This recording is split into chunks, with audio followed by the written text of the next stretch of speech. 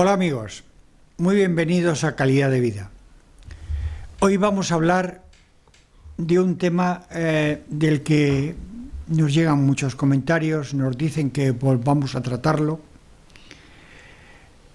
porque es un tema preocupante. La población en toda España y en Cantabria particularmente cada día se está envejeciendo más y llega un momento que hay que tomar decisiones con los mayores. Nosotros pensamos que un mayor donde está muy bien es en su casa, siempre que pueda valerse y que tenga las condiciones para ellos. Después hay una etapa intermedia que va necesitando ayudas puntuales, ayudas asistenciales, pero que el fin de todos nosotros es una residencia. Pues para hablar de residencias de mayores está con nosotros la directora general de San Cándido, Gemma de la Concha, que es una mujer que de esto sabe un montón. Además es presidenta de Lares. Y quién mejor que ella para hablar de todas estas cosas, para decirles cómo es la vida en una residencia, por qué es mejor que un mayor esté en una residencia cuando llega el momento y por qué podemos confiar. Desde luego, San Cándido es un referente en Cantabria en el mundo de los geriátricos, de las residencias de mayores, y lo que nos diga pues es reflejo de lo que está ocurriendo en su centro, por cierto, con una lista de espera tremenda y súper bien valorado. Hola Gemma, ¿qué tal? Hola, buenos días, Ramón. Muy bienvenida a esta tu casa, Cantabria Televisión, para hablar de este tema que nos resulta apasionante, que nos resulta importante. ¿Por qué? ¿Qué es una residencia de mayores? Es un poco, sé. Bueno, ¿qué debería de ser? ¿Qué es y qué debería de ser? Una residencia debe ser una continuidad del hogar, donde transmitamos confianza, seguridad, acompañemos a la persona mayor y esta persona siga manteniendo su esencia, su personalidad. No podemos cambiar a nadie. Si conseguimos eso, la persona se va a encontrar a gusto en la residencia y se va a sentir protegida, acompañada, va a estar segura. Y normalmente te terminan diciendo, no hubiera venido antes. Bueno, eso es el ideal de cómo es una residencia. Indudablemente es así. Bueno, conocemos un poco San Cándido y pues sabemos que lo que está diciendo lo dice desde la experiencia propia y desde la convicción. Sí. Pero podemos decir, ya habla como ponte el sombrero de presidenta de Lares. ¿Podemos decir que todas las residencias son igual?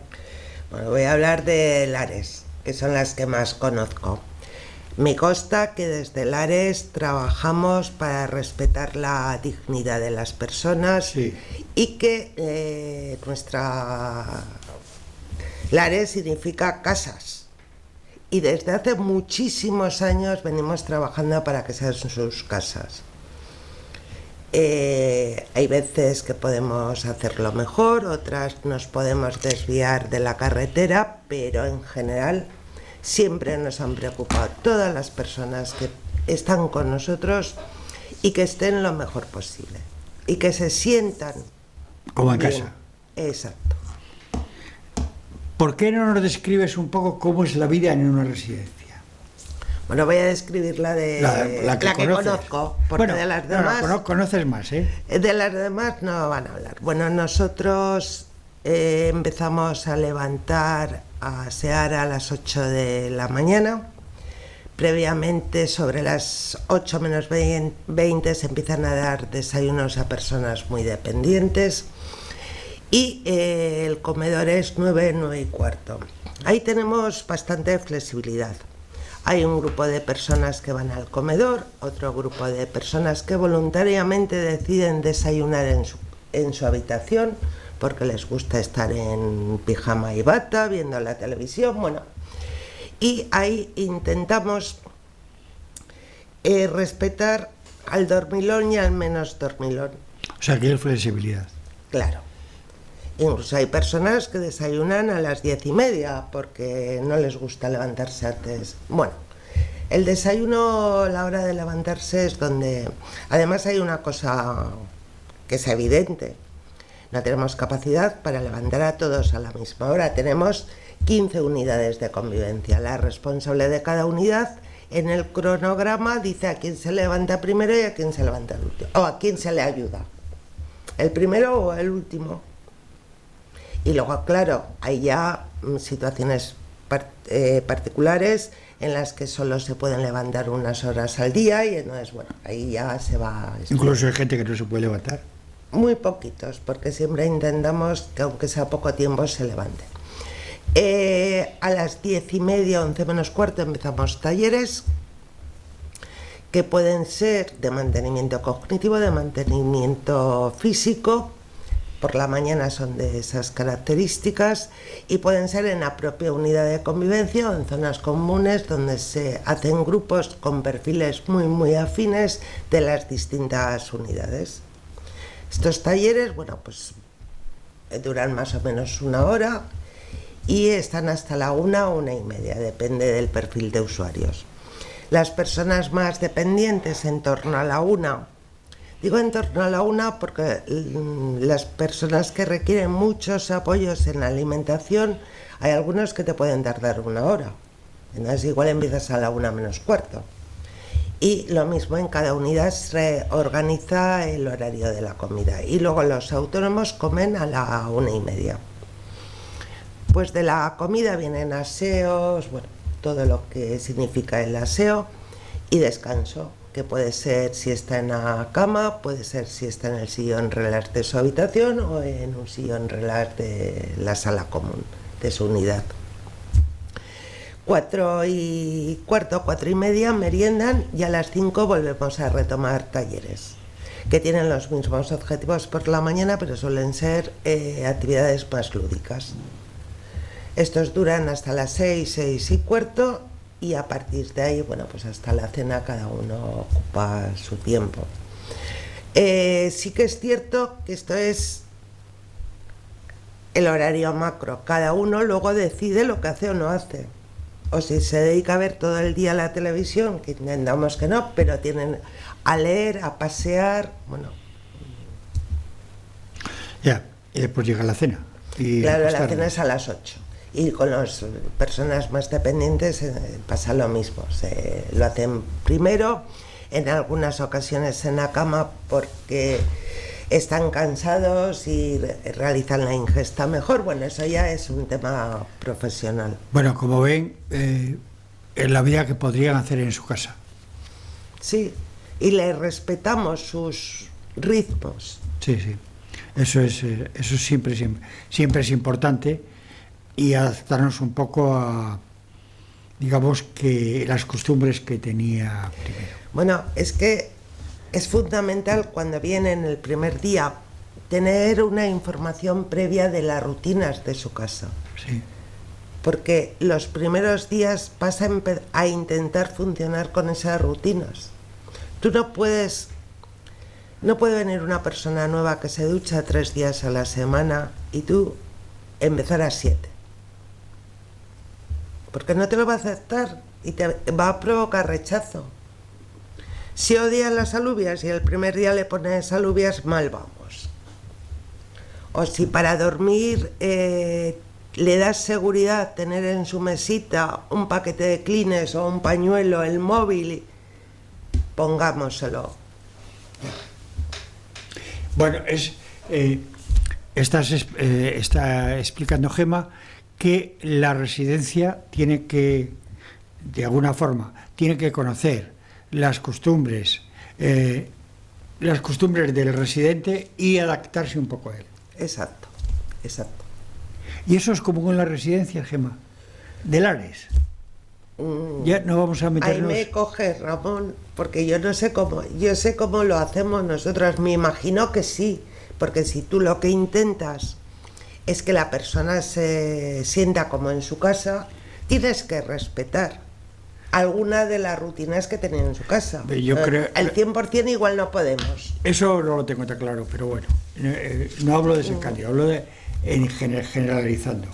Porque eso, señores, supone costo. Bueno, sí, y trabajo, que no es dinero, es trabajo y esfuerzo. Es trabajo y Mira, personal y... Nosotros cada 6 meses hacemos revisión del plan de atención individual. Y entonces a la reunión del equipo viene el residente, siempre que tenga capacidad, para transmitirnos sus sentimientos y cómo se encuentra, o la familia. Y entonces siempre les preguntamos, ¿podemos hacer algo más? ¿Echas en falta algo que no estemos haciendo que para ti sea importante? Y te voy a dar 2 datos para que veas lo que a veces las personas echamos en falta. Una vez una señora nos dice, yo es que en mi casa todos los días comía un huevo cocido, porque mi hijo me había dicho que es muy bueno, y aquí no le tengo. Y quedamos en que todas las noches iba a tener un huevo cocido para cenar. Y es feliz. Pues ya está. Tenemos a otro señor que también ahí nunca nos lo había dicho, que en la ensalada iba poca cebolla. Buena cebolla. Pues más cebolla. Vamos a ver, eso no es dinero. Es atención. Atención. Y oírles, que es muy importante escuchar. Es decir, que la atención personalizada parte de escuchar. De escuchar, y por eso digo que ya en muchas ocasiones no es cuestión de dinero, es cuestión de trabajo y de mentalizarnos los profesionales. Claro, pero esto choca con una cosa. Las residencias originalmente casi todas estaban amparadas en lares, era un servicio asistencial, pero hoy en día la percepción que nos lleva, el input que nos llega, es que cada vez se convierte en más negocios, incluso negocios multinacionales. Entonces, un negocio multinacional está para ganar dinero. Ya te digo que hay cosas que no es solamente dinero, es quererlo hacer bien. Y sí que tiene razón, la atención de antes era a través de la beneficencia. Estaba en manos de fundaciones, sí, asociaciones sin fin de lucro y muchas veces regido por comunidades religiosas. La tuya, por ejemplo. No, nosotros vamos a cumplir 102 años. Yo tengo una hija que trabajó en San Cándido, cuando la gestión la llevaban las monjas. Y no hace tantos años, ¿eh? No, lo dejaron en enero del 2006, que fue cuando yo asumí la dirección. La hermana, sí, Joaquina, sí, fue la última directora. La hermana Joaquina era la directora, sí. Sí, señor. Entonces, además, ya funcionaba muy bien, ¿eh? Sí, porque nuestra comunidad religiosa siempre fue muy avanzada. Y no sé si me voy a enrollar, pero yo me acuerdo, pues a raíz del centenario y bueno, que me he leído memorias de la comunidad religiosa al patronato de los años 80 al principio, y decían que había que hacer actividades, que dar de comer y regar se hace también con las patatas, pero que las personas requerían muchas más cosas. Hablaban de que había que estar muy pendientes de una nueva palabra, la geriatría. Eso ya lo decía don Feliciano Calvo, que fue presidente que era el cura de Santa Lucía en los años 50, claro, 60, y ya lo decía, escritos de él en que decía eso. Por eso digo que es que siempre ha habido una comunidad avanzada, que no solamente daban cobijo, alimentos y techo, ¿no?, que era la beneficencia, necesidades básicas, sino que iban un paso más adelante. Y luego, evidentemente, las entidades hemos tenido que evolucionar con la sociedad. Sí. Y ahora mismo los requisitos de calidad y las exigencias de nuestros clientes no tienen nada que ver con los años 70. Ahora todo el mundo queremos una habitación individual, todo el mundo queremos un baño propio, Sí. Queremos internet. Bueno, esto no creas tú que internet lo maneja mucha gente. Sí, sí, sí. Y queremos que se nos trate con dignidad y se nos respete. No se consideran trastos ni desvalidos, cosa que hace unos años podía pasar. Entonces, es muy importante la transición que hemos hecho los centros de beneficencia a ser centros prestadores de servicios sociales. Sí, naturalmente, en eso ha ayudado mucho la administración, pero digamos que el carisma inicial de centros de beneficencia de alguna forma se ha ido trasladando. Claro, y porque no somos entidades lucrativas, ahí está el tema. Entonces, nuestra apuesta, igual ahora no damos servicios gratis, ¿vale? Porque no podemos. Pero nuestra apuesta de no lucrativo es por la calidad, que es lo que ahora mismo la sociedad nos exige. Que demos calidad. Y el CAS, que es el gran financiador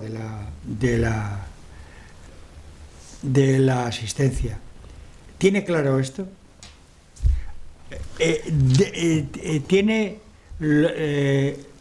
¿Os da los recursos materiales suficientes para cumplir con la función?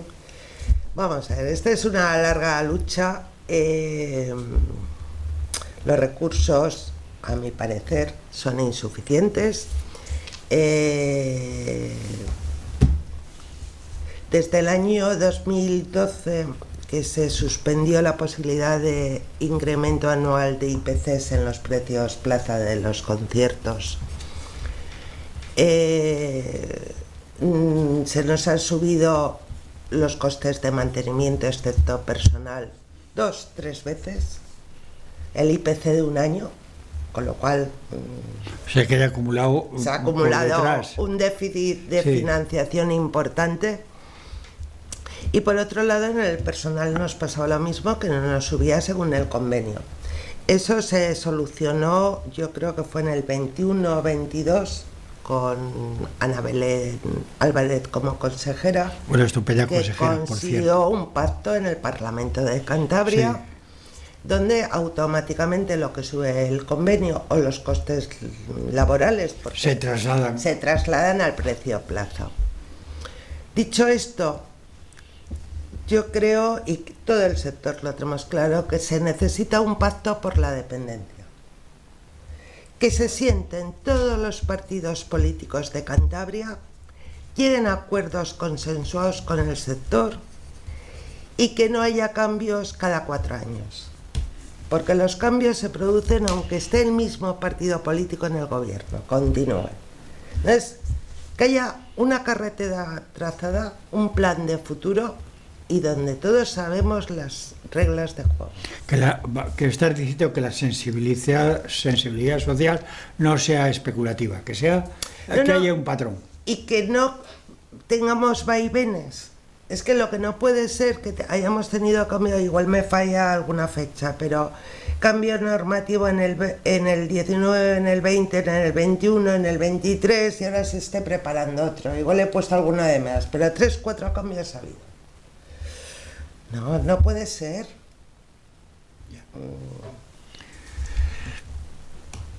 Claro, porque cada vez son nuevas exigencias, modificación de lo que ya estaba, ¿no? Y luego la financiación, que es el pilar de la calidad.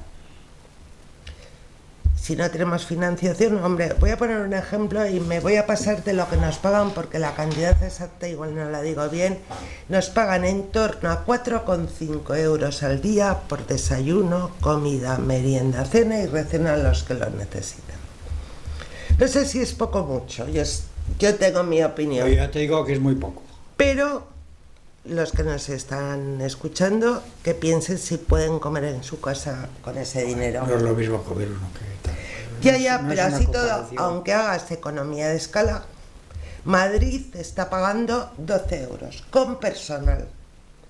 ¿Qué pasa? ¿Que el personal en Cantabria son 8 euros? No.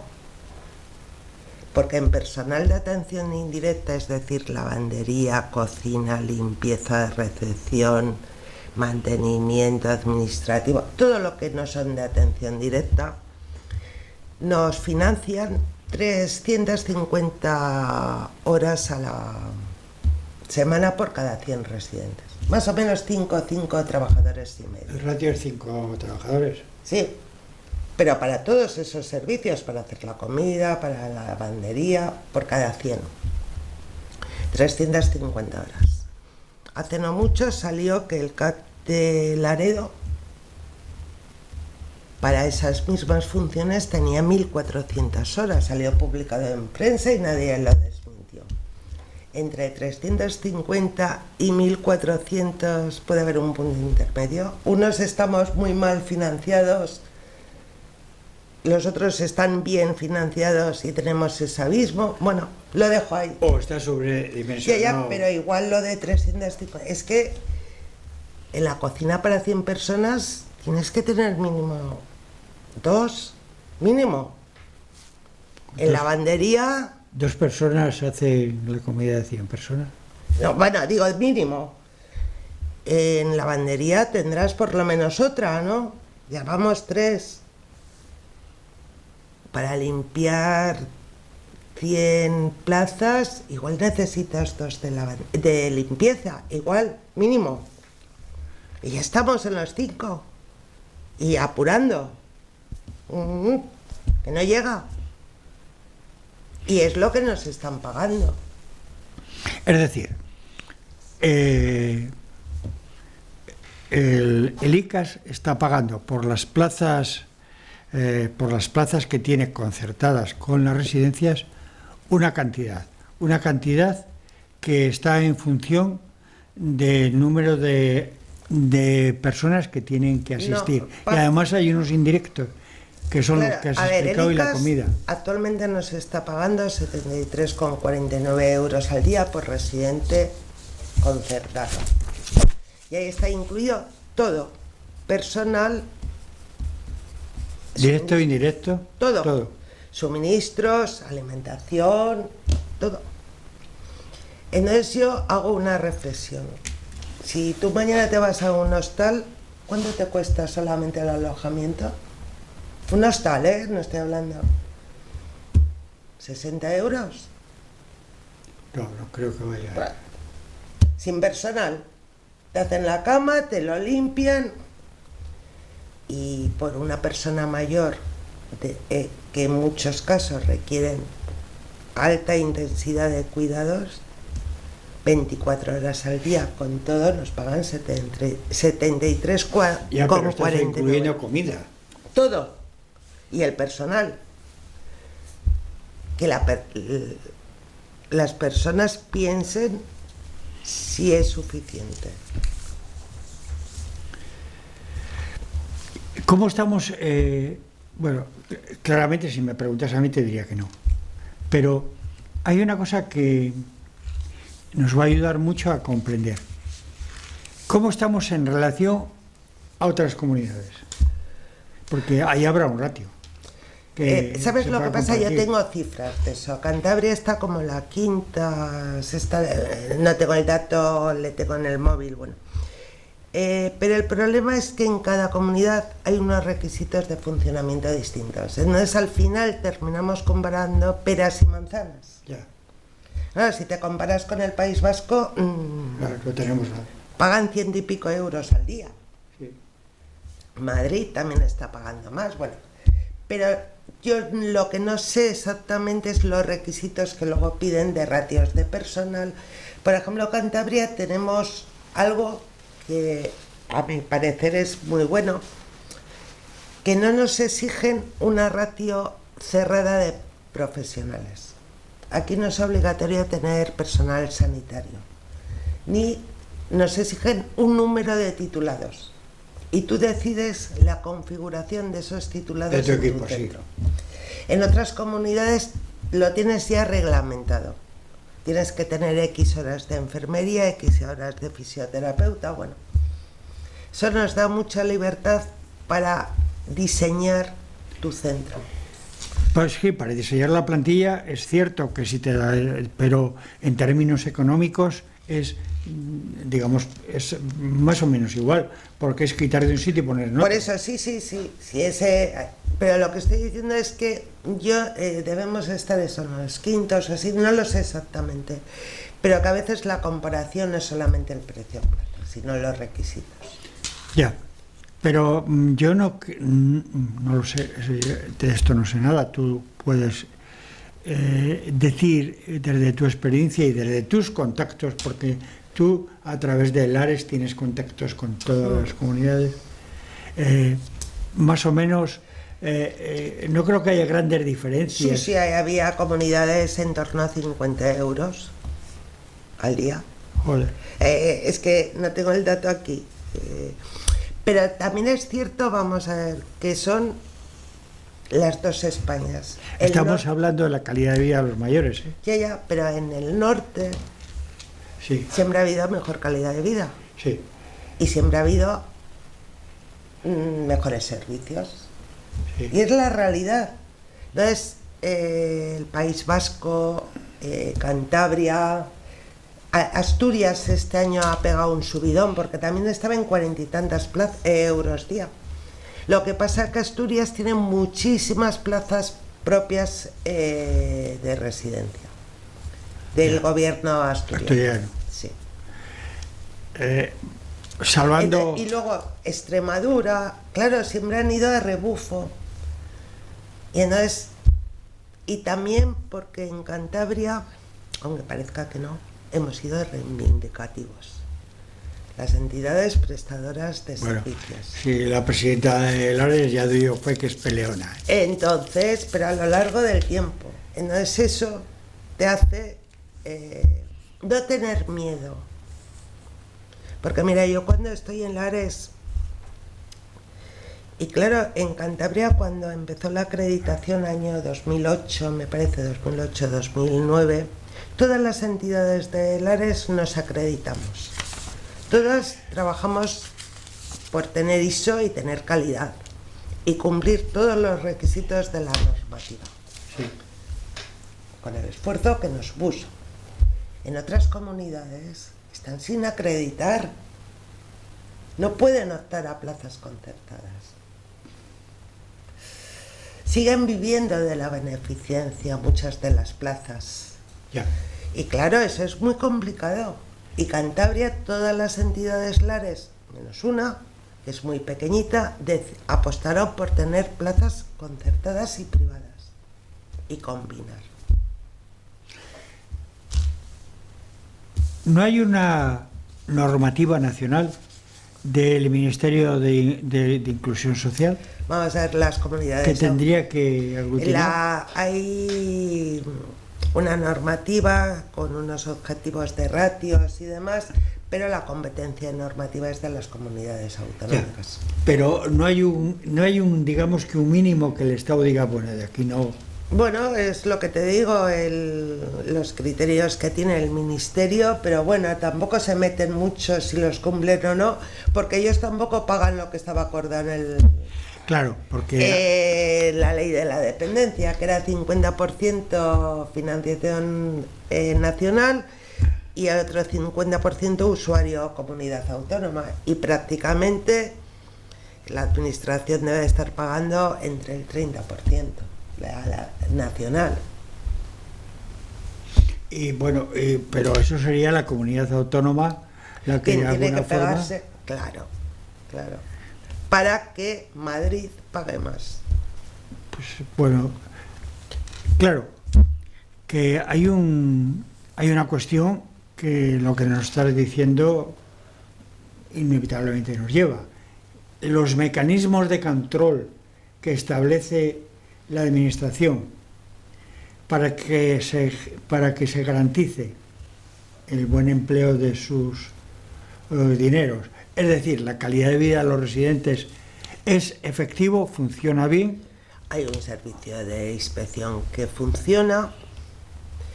Normalmente las inspecciones son una vez al año, a no ser que tengas denuncias que vienen automáticamente a inspeccionar. Y como toda la vida, echa la ley, echa la trampa. Me imagino que haya residencias que saben cómo camuflar sus deficiencias de cara a la... Probablemente haya. Y otros, bueno, pues que cumplimos la normativa y a veces puedes tener errores, porque en un registro se te ha podido olvidar poner una cruz. Y si viene la inspección el día que no has puesto la cruz, tienes un problema. Ya, pero por ejemplo, por decirte algo, la inspección, que es lo que sería efectivo, es como una multinacional cuando te vienen las auditorías anuales, o semestrales o anuales, bueno, te miran hasta las entretelas. Por ejemplo, la inspección que recibís, ¿se siente un día en el comedor? No. ¿Va a ver cómo levantáis a un enfermo? No. No. Sobre todo, mira protocolos, mira registros. Miran papeles. Sobre todo. Y luego instalaciones que estén correctas. En alguna ocasión te pueden levantar una cama para comprobar que el colchón está en buenas condiciones. Y también ahí depende mucho de los inspectores. Pero los inspectores tendrán unos protocolos de actuación. Traen el check-in y tienen los objetivos anuales de inspección. Pero bueno, yo sigo insistiendo. Echa la ¿Eso ley. es mejorable? Es que lo veo difícil. Porque el servicio de inspección tiene mucha movilidad de los profesionales. Entonces no se consolidan. Hay veces que sí, pero bueno, no es lo normal. Hay mucha movilidad. Gemma, me parece que estás siendo políticamente correcta. Y es difícil pillar, porque cuando se hace mal, tú sabes por dónde puedes salir. ¿Y la inspección interna? Porque digamos que esa es la segunda parte. Es que, El nivel de exigencia interna, el nivel, Es que cuando- el nivel que, por ejemplo, tú Ramón, pones. y me consta que pasa eso, cuando hay residencias que les sale más barato pagar multas de inspección que hacerlo bien, no se puede estar trabajando bien. Luego estás tú, profesionales responsables de las residencias, que tenemos que ser súper exigentes, que tenemos que ir a pillar el fallo y a solucionar, y cuando hay un error, buscar el porqué y buscar soluciones a ese porqué, no taparlo. Los directores. Los directores y el equipo, porque el director no está en el día a día. Esa es la cúspide. Sí, pero yo necesito que me digan...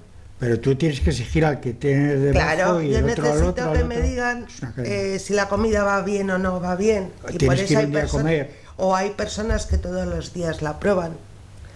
Yo necesito que se observe la higiene de los residentes. Y yo puedo ver a 5 o 10, pero yo no estoy dentro. Quien está trabajando allí, las responsables de planta, sí que inspeccionan. Y te vienen un día a las 6 de la mañana para comprobar qué está haciendo el personal ese día. Y también son las que ayudan a que los nuevos profesionales lo hagan bien y forman. Pero incluso los profesionales antiguos, que es nuestro gran valor, son los que tienen que llevar en volandas a los nuevos profesionales. Como en todas las profesiones. Exacto. La transmisión del conocimiento, el know-how. Y entonces ese profesional, si ve que se hace algo mal, lo cuenta. Y es mejora. No, ese es el día a día, no la dirección. Si la dirección, en eso pintamos poco. No, pintamos mucho. Lo importante es la implicación de todo el equipo profesional. Claro, por supuesto, tener un buen equipo es fundamental. Y entonces hay que trabajemos a una por la persona, no por las personas, sino por esta persona. Está bien aseada, ha comido bien, no come en el comedor, pero si se lo pongo en la sala de estar y le doy mirando en el jardín, me lo come. Y sí. O sea, preocuparse por las personas, estar en casa. Por la persona. O mejor que en casa, en muchos casos. Eso es. Ya.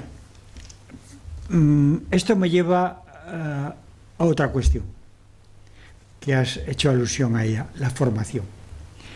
Actualmente, en las residencias falta gente, indudablemente.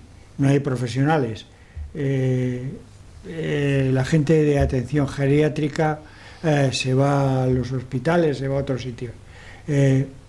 ¿Cómo estamos, Gemma? ¿Qué podemos hacer? Vamos a ver, nuestro mayor problema es los profesionales. No hay profesionales, pero no es un problema de Cantabria, es un problema de Cantabria, de España, de Europa, porque este año, en septiembre del año pasado, hubo un encuentro en el Palacio de la Magdalena sobre la dependencia en Europa, y todos los países que participaron hablaban del problema de personal y que lo solucionaban con emigración, pero que luego se iban. ¿Por qué? Si en un supermercado, no voy a decir el nombre para no hacer publicidad, se paga 1.600 euros y un auxiliar de enfermería en una residencia está ganando 50 euros más que el salario mínimo interprofesional, se me van al supermercado, aunque hayan hecho la FP.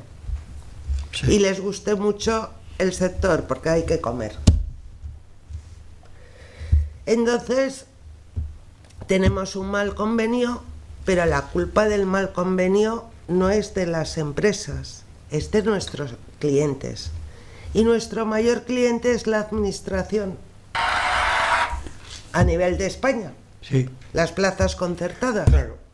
Y entonces, si nuestro cliente no nos sube el precio plaza, no se pueden subir los salarios, porque además cada vez tienes más costes salariales de incrementos en cotizaciones de seguridad social, que no estoy cuestionándolo, en mayores permisos retribuidos, que no lo estoy cuestionando, pero todo eso... Sí, esos son derechos. Derechos pero encarecen los costes salariales y que no siempre la administración, en Cantabria eso sí, esas cosas sí, pero en otras comunidades no, se ponen en el precio plaza. Entonces, claro, si a ti te pagan, porque Cantabria somos la única comunidad que nos suben automáticamente lo que sube el convenio. Sí, has explicado que... pero que somos la única comunidad... Con la gestión de Anabel, el año, el 22... Yo creo 21-22, sí, después del... Pero que hizo esto y... de 17 comunidades somos los únicos. Entonces, claro, ¿cómo va a subir el convenio un 10% si a ti te suben un 1%? El 70% de gasto de una residencia es personal. Entonces, ahí viene el problema. Bueno, y nos queda... Y luego, perdón, porque no es el sector más gratificante si no le conoces. Para los que trabajamos en ellos es un sector que nos devuelve muchísima enseñanza y gratificación, pero es más bonito trabajar con niños, por ejemplo. Por ejemplo, yo no podría trabajar por con eso, mayores. No es bueno, que también es un sector y que la carga emocional y de desgaste emocional.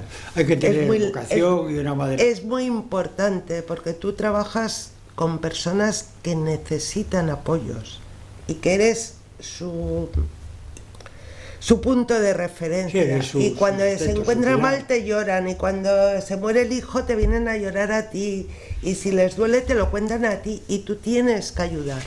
No es implicado un desgaste personal muy importante. No revelo nada nuevo si digo que suscribo todo lo que dice Gemma, porque en una conversación con un médico, con el doctor Felipe Trigueros, que se ha dedicado los últimos años de su vida profesional ya jubilado a esto y se ha dedicado con intensidad, me decía un día que venía mucha gente a verle. Decía, bueno, ¿a ti qué te pasa? Pues no sé, pero es que me encuentro mal. Pero acababan diciéndole, bueno, es que mi hijo no ha venido a verme, es que mi hija... Es decir, es un sector con muchos problemas psicosociales, que hay que escuchar a la gente, entender, ser tu paño de lágrimas. Y decía, muchas veces escucharles hacía mucho más que cualquier medicamento. Pues yo al principio de la conversación he hablado que tenemos que escuchar. Sí, lo he dicho principalmente, sí, hemos hecho... Y no es que es eso. Y luego transmitirles tranquilidad. Sí, seguridad, sosiego. Seguridad. Y si su hijo no ha venido, intentar quitar importancia que su hijo no haya venido. No, que es que no ha podido. Y si un día está muy preocupado porque su hijo piensa que le ha pasado algo, que no ha venido por eso, coger el teléfono y llamar al hijo para que la llame a la persona y le diga, estoy bien, mamá, papá, estoy bien. Ya. Claro, todo eso, esta parte de la conversación me lleva a un tema capital, que es la sanidad. La salud dentro de las residencias. ¿Cómo el Servicio Cántabro, estamos en Cantabria, el Servicio Cántabro de Salud atiende las residencias? Porque partimos de una base. Una residencia es el hogar del residente, es su casa. Los médicos del Servicio Cántabro de Salud están atendiendo debidamente eso, porque hay residencias, incluso en lares, que tienen sus médicos. Vamos a ver. Algo que para mí es un contrasentido, o es una cosa o es otra. Vamos a ver, es que es un tema muy complejo. En primer lugar, dependemos... Es una gran preocupación. De cada médico. La decisión que adopte cada médico, es decir, yo voy a la residencia y voy porque considero que tengo que ir, porque es la casa de las personas que viven allí. Iría a su domicilio y voy de forma consciente y convencido de que debo de hacerlo. Está el médico que va obligado. Y entonces, bueno, pues ya lleva otro talante, ¿no? Porque me obligan. Cuando teníais que tener vosotros un médico y pagar un médico. Y luego está el médico que se niega a ir y no va. Bueno, hay distintos, cada residencia ahí tenemos un nivel asistencial completamente distinto. Quizás unos tienen médicos privados, donde el usuario, el residente, está pagando doblemente la atención sanitaria. Y tiene que haber acuerdos entre el médico de la residencia y el médico del Servicio Cántabro de Salud, porque no pueden prescribir en receta electrónica, no pueden pedir pruebas. Y entonces depende de la residencia. Algunas tenemos una buena atención médica y otras no la tienen. Es que eso me lleva a una cosa, que ha salido en esta encuesta que te digo, en estas macroencuentros que hemos tenido con diferentes gestores de la política para hablar de la atención en Cantabria. No es lo mismo trabajar al lado de Valdecilla que una residencia que esté en Potes o que esté en Soba o que...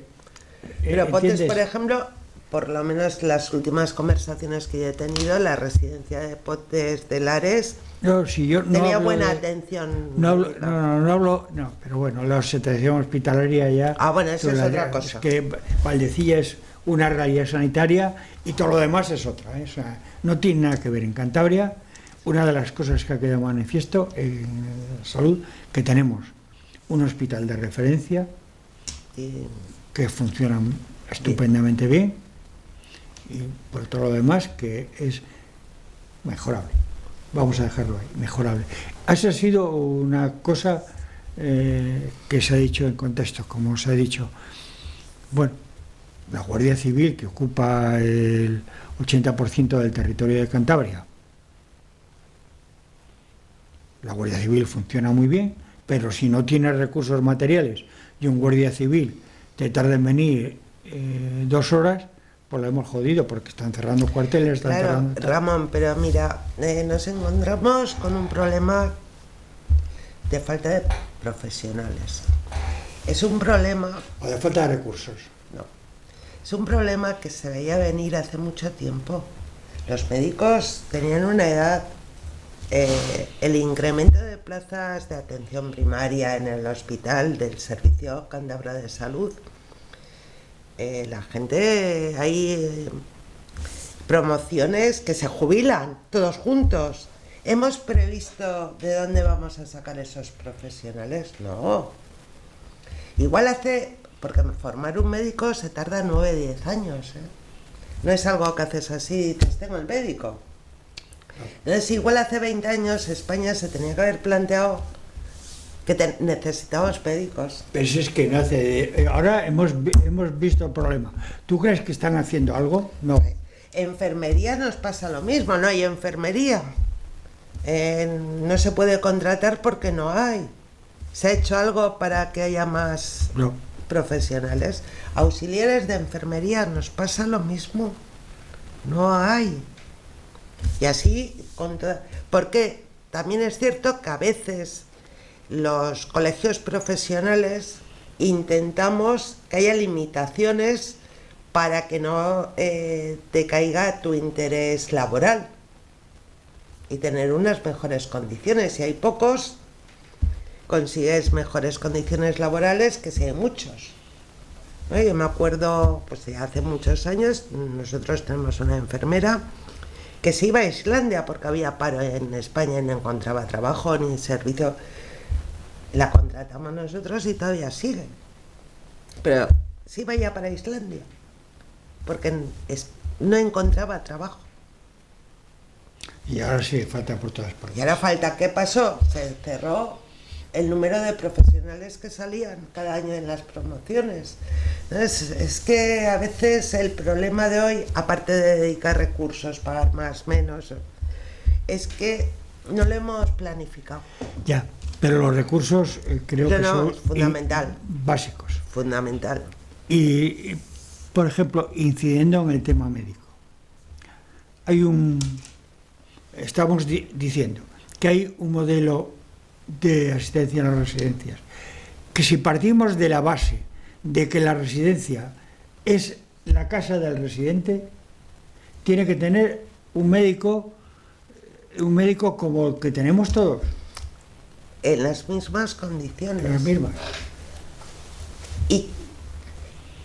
Y que se desplace a la residencia. Claro, porque como un domicilio. Todo el mundo, vamos a ver, pero es que incluso tenemos personas que pueden tener movilidad reducida, que no siempre van en silla de ruedas, pueden ir con un andador, pero llevarles al centro de salud, lo que implica eso, porque en ocasiones, claro, hay deterioros cognitivos, les desubicas, bueno, entonces, y sale mucho más barato ir a una residencia y ver de una tacada 10 personas que desplazar a esas 10 personas al centro de salud, y el médico va más deprisa porque no tiene interrupciones de nada, ve a los pacientes que tiene que ver ese día. Y no, se me ocurre una cosa, ¿no sería posible que desde Lares se pidiese un médico geriatra, un médico general que atendiese geriátrico solamente? Vamos a ver, ahora mismo se está trabajando en Cantabria en el proyecto de coordinación sociosanitaria, donde distintos profesionales estamos colaborando en ese plan de coordinación sociosanitaria.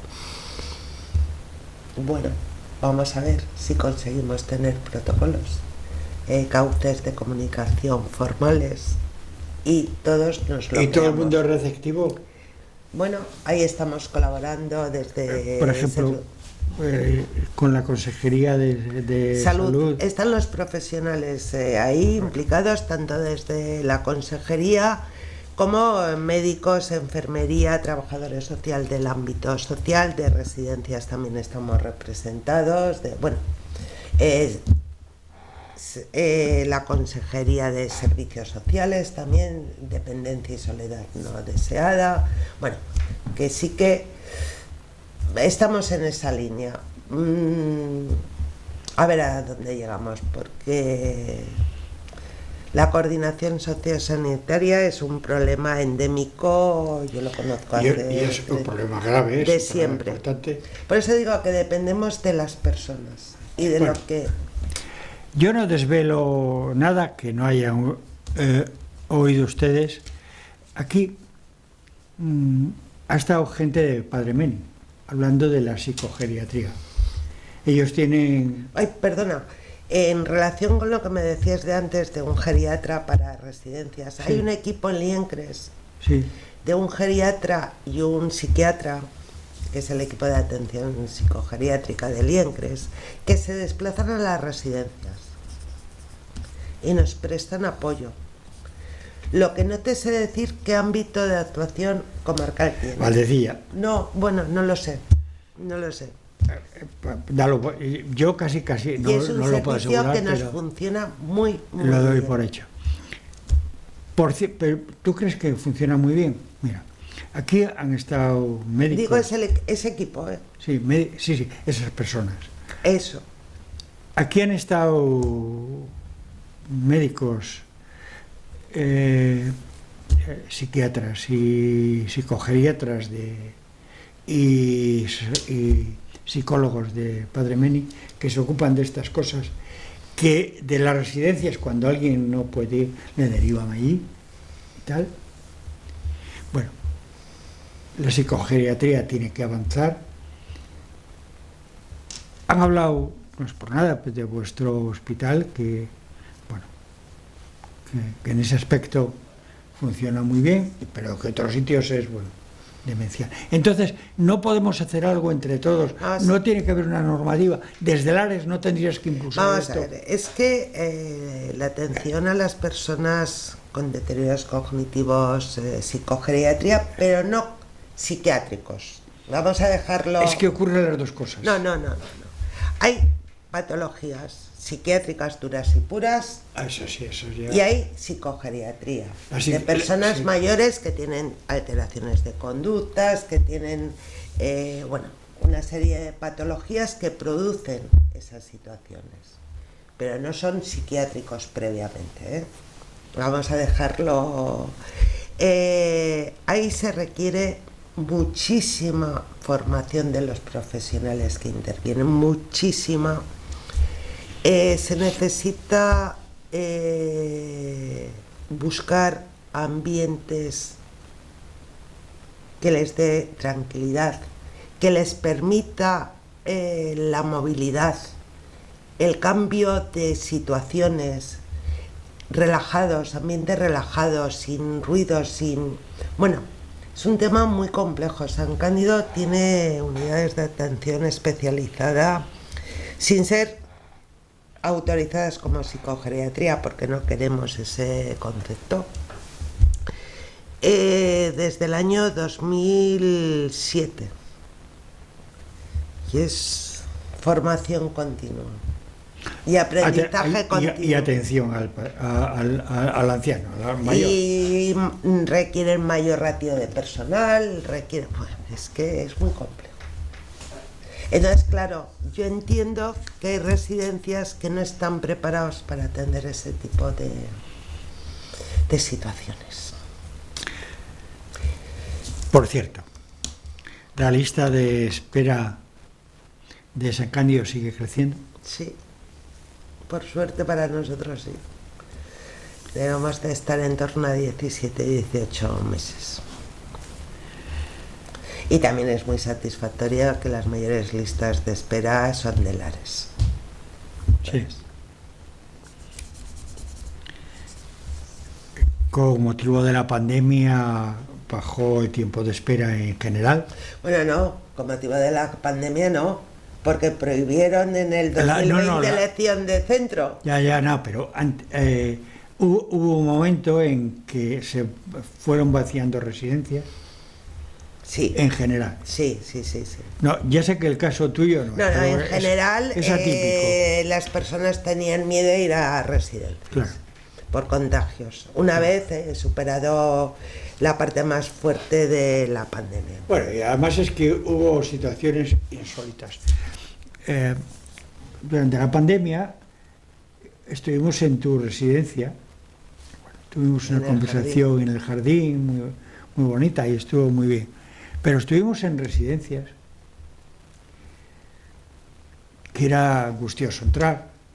Y en una que estuvimos, en un sitio, ahora ya que ha pasado tiempo se puede decir, no, es la primera vez que voy a contar esta historia. Hay una residencia en Cantabria que no es de Lares, que se murió mucha gente en aquella residencia, y el servicio médico que atendía a la residencia, para certificar una defunción, exigía a la residencia que pusiesen al residente en una silla y le bajasen a un joven. Esto ha ocurrido en Cantabria con motivo del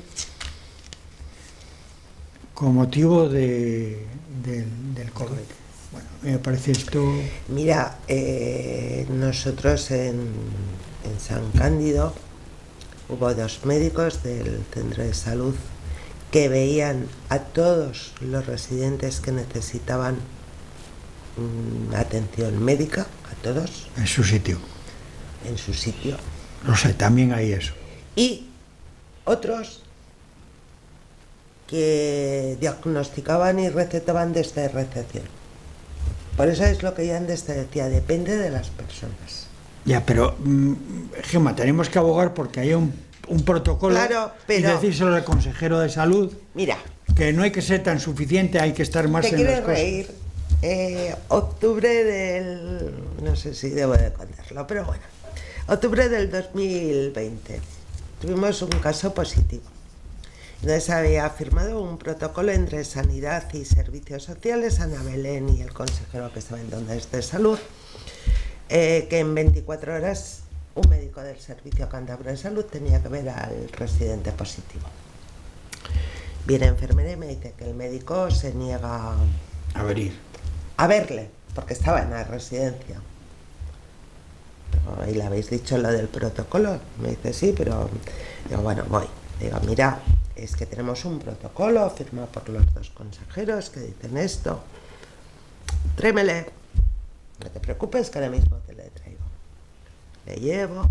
No, yo esto no conozco nada. Digo, bueno, vale. Digo, pero ¿qué vas a hacer? No voy a ver a esa persona. No lo tengo que hacer. Digo, vale, pues sabes que esto es falta de atención a persona vulnerable. Digo, y de aquí ya sabes a dónde me voy. Y se fue. Creo que me denunció en el colegio de médicos, creo que también en el centro de salud hizo algo. En diciembre reconoció que se había asustado. Claro, vino otro médico a ver a la persona, ¿eh? ¿Qué haces? Las personas somos personas y hay conductas... Pues ahí te voy, ¿qué haces? Hay conductas tal. Que a veces pues te puede el miedo, también es cierto. Ya. Aunque seas un profesional sanitario.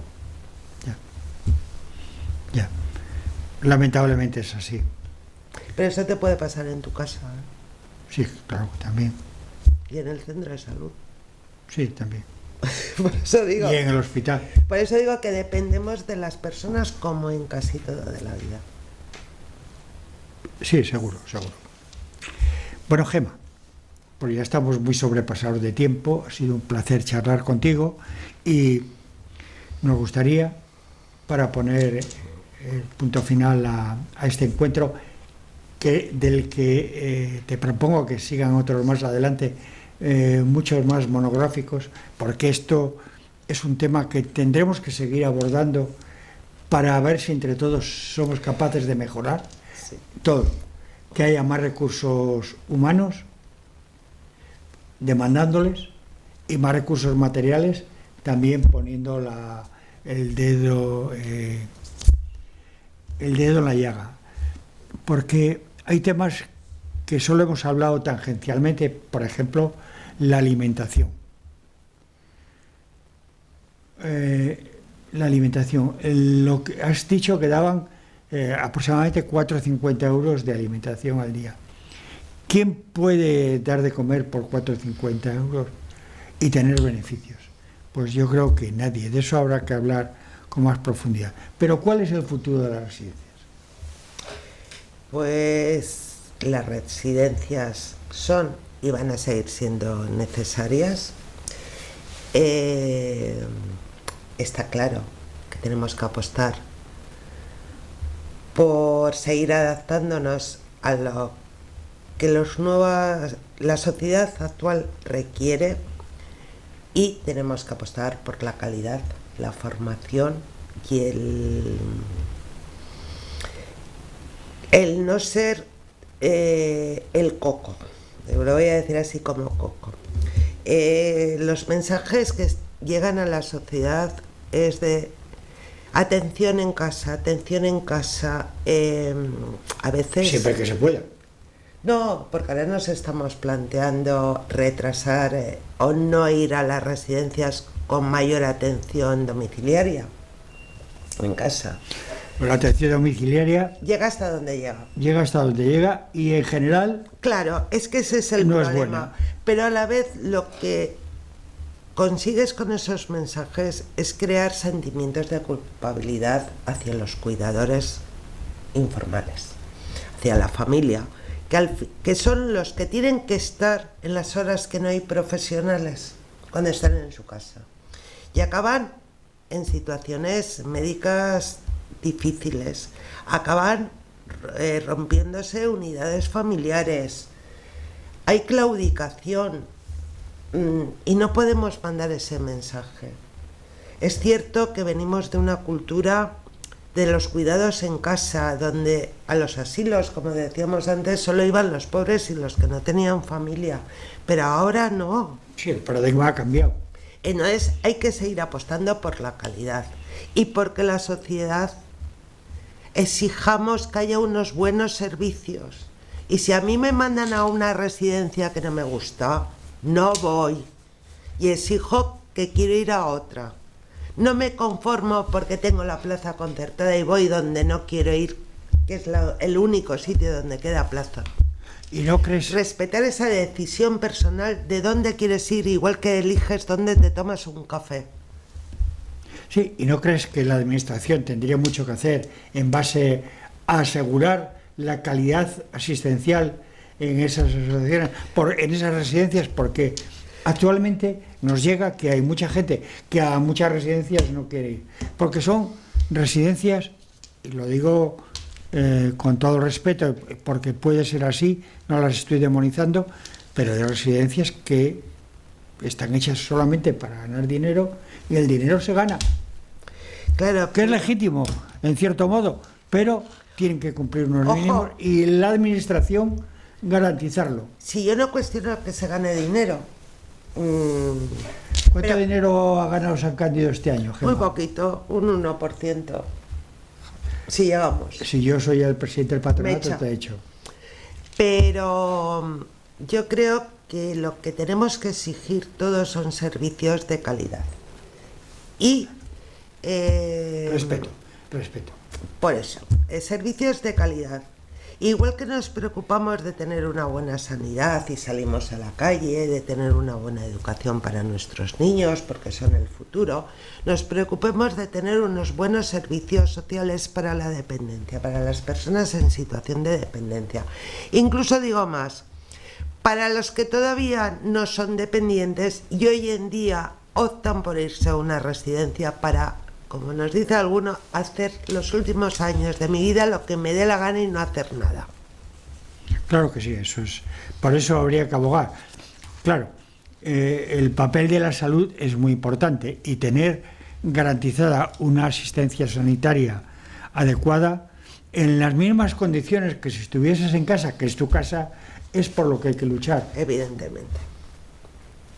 Bueno, Gemma, ha sido un placer como siempre estar Ramón, contigo. Compartir contigo este rato. Tenemos que seguir hablando y profundizando en algunos temas que son importantes para la gente que nos está viendo, porque nos ve mucha gente, sobre todo gente mayor a través de la TDT, y decirles que yo suscribo todo lo que ha dicho Gemma, que yo conozco su residencia, es una residencia a la que a mí en su día no me importaría ir para nada, que tiene una calidad asistencial y humana necesaria, pero que aunque ella ha dicho que ha ganado un 1%, eso es perder, porque